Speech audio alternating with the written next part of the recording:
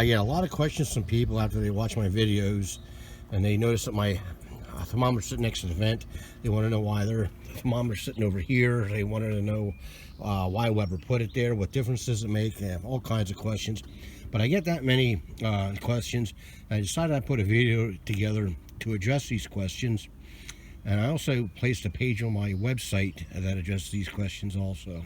For the question, why is my thermometer sitting next to my vent instead of opposite the vent, is my lid did not come with a thermometer, and so I installed this thermometer. And answer the question why I decided to place my thermometer next to the vent instead of opposite the vent like Weber did. For indirect cooks, I like to keep my vent, and most people do, over top of the food. So that way the heat and the smoke can circulate around your food and over top and out the vent. Then you need to know what the temperature is next to your food. So that's why I place my thermometer here. I want to know what the temperature is next to my food. If it's sitting over the top of the hot coals, that tells me absolutely nothing. That gives me no help as to what the temperature is over here. And on direct cooks, I do not need a thermometer sitting over the top of the hot coals to let me know them coals are either red hot or they're not hot enough to cook my burgers and hot dogs or whatever it is I'm cooking. As far as the question is why did Weber place the thermometer opposite the vent? Wouldn't they have done that for a reason? I have no idea why they would set that thermometer over there. They used to have it at the 9 o'clock spot. They moved it there. I have no idea what purpose it serves sitting over them hot coals, especially over for indirect cooks. So you need to ask Weber why they did that.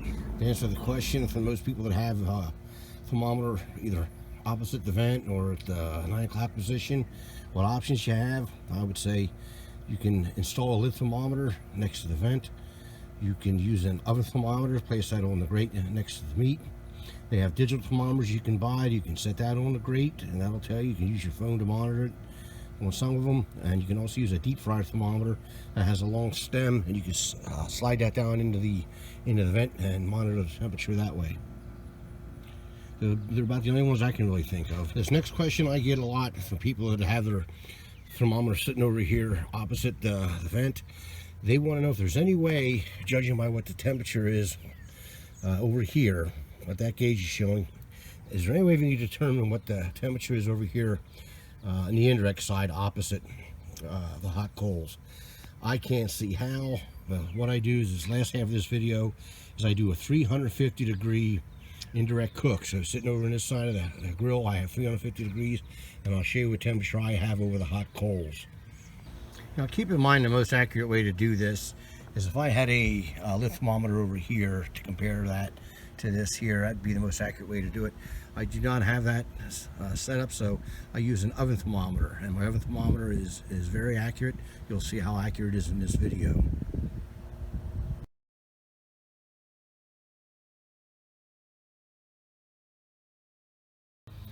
Okay, the oven thermometer sitting besides where the meat would be about right here. So I'm going to take this lid, I'm going to flip this around. That's sitting, let's see, let's put this vent right above it's about how Weber's new lids are set up. Now we're going to check this in about 10 minutes or so and see what the temperature is on the coal side and the indirect side. Okay, we just hit the 15-minute mark. We're still hitting about 440, so sitting about 440. Now let's see what we have over in the indirect side.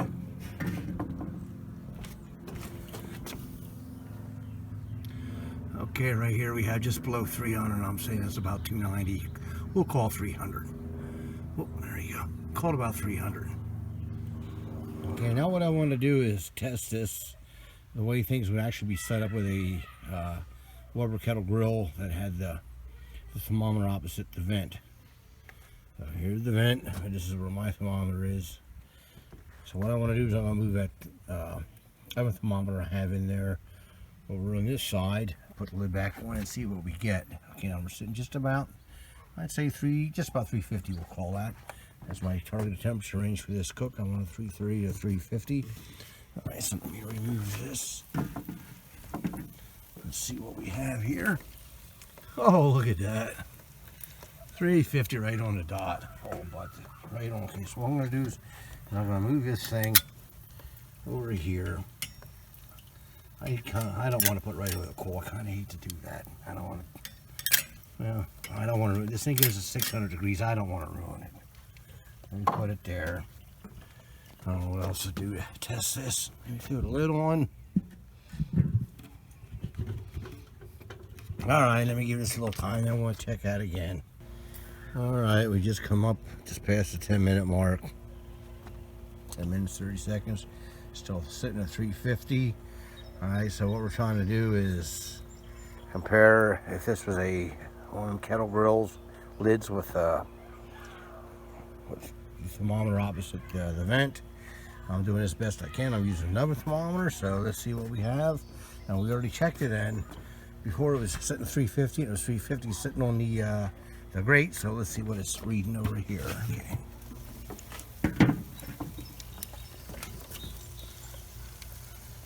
Oh wow, 450. Okay, you're sitting at 500. I don't want to melt my phone. All right, we got 500 degrees. And right there, we're looking at a difference of 350, 450, another 150 degree difference. Yeah, chicken's looking nice.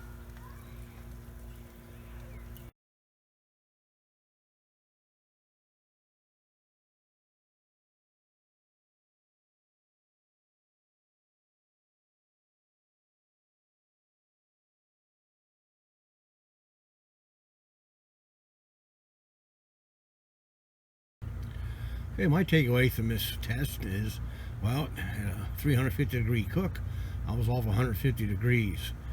But will it be 150 degrees the next time I do a 350 degree cook? Who knows? What's the difference in a 400 degree cook or a 300 degree or a 250 for ribs? There's just, there's really just no way of knowing for sure what the temperature is going to be. I can't see using a formula, even like I did today. I mean, I had so many unlit coal, so many hot coal, and the vents were set such a way. You change that a little bit, and you have so many different variables.